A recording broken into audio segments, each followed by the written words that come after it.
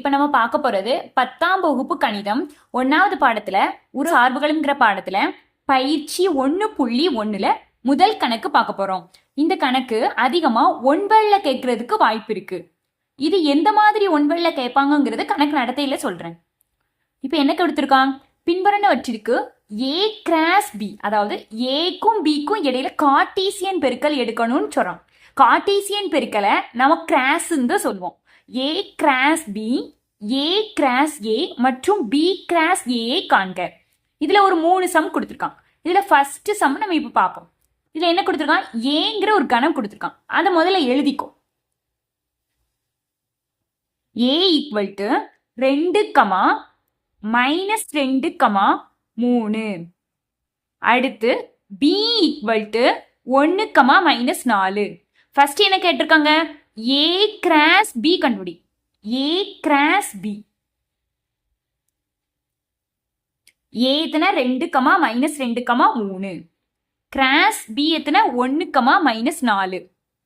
ஏக்கும் பிக்கும் இடையில கார்ட்டீசியன் பெருக்கல்னா என்னது, ஏல இருக்கக்கூடிய ஒரு உறுப்புகளையும் பில இருக்கக்கூடிய ஒரு உறுப்புகளோட ஜோடி சேர்த்து எழுதணும். அப்போ ஏ கிராஸ் பி எத்தனை வரும், கணம்.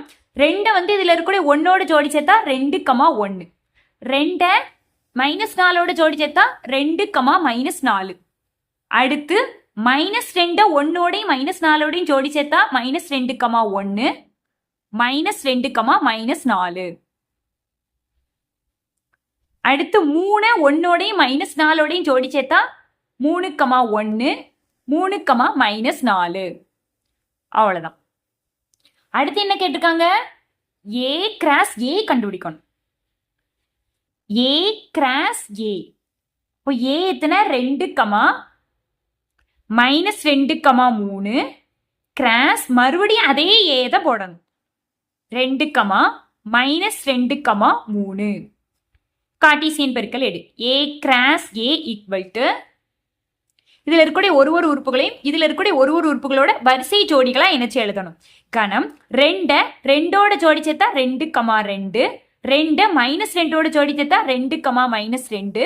2 3ஓட ஜோடி சேர்த்தா 2, 3.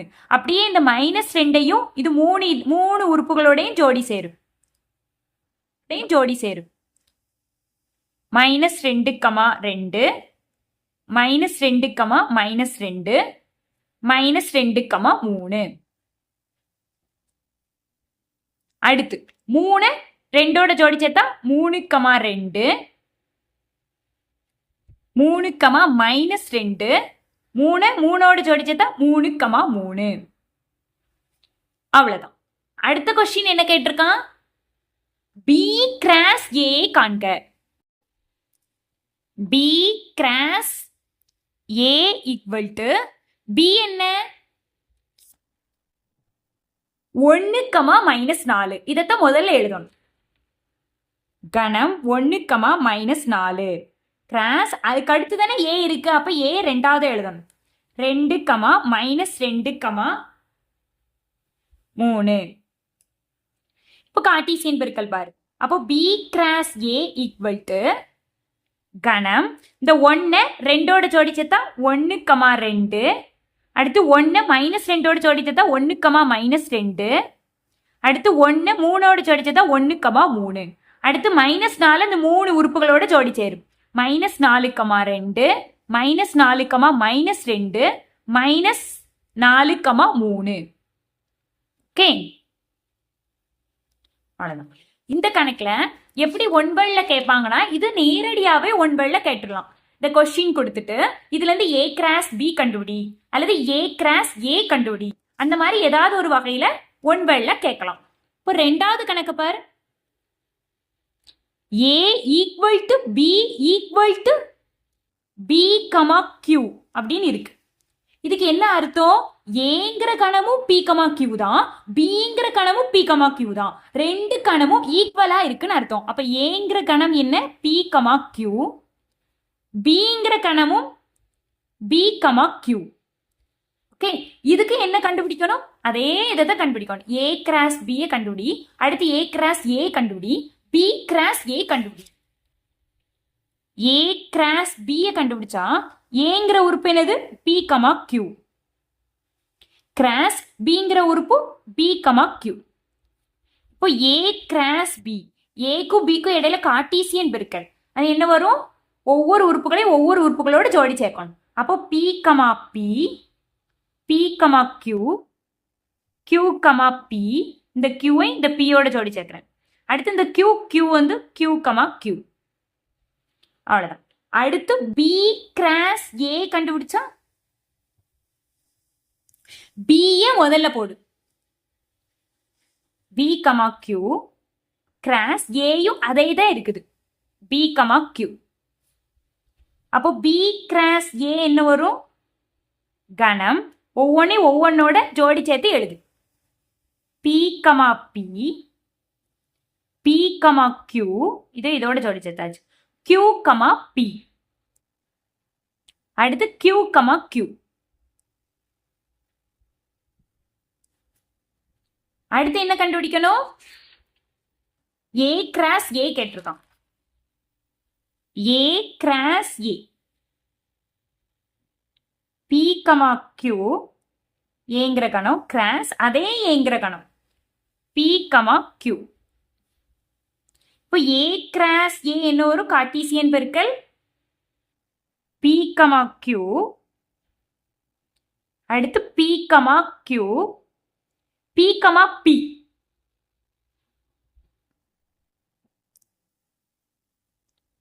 அடுத்து பியை வந்து கியூவோட ஜோடி சேர்த்தா பி கமா கியூ, கியூவை பியோட ஜோடி சேர்த்தா கியூ கமா பி, கியூவை கியூவோட ஜோடி சேர்த்தா கியூ கமா கியூ.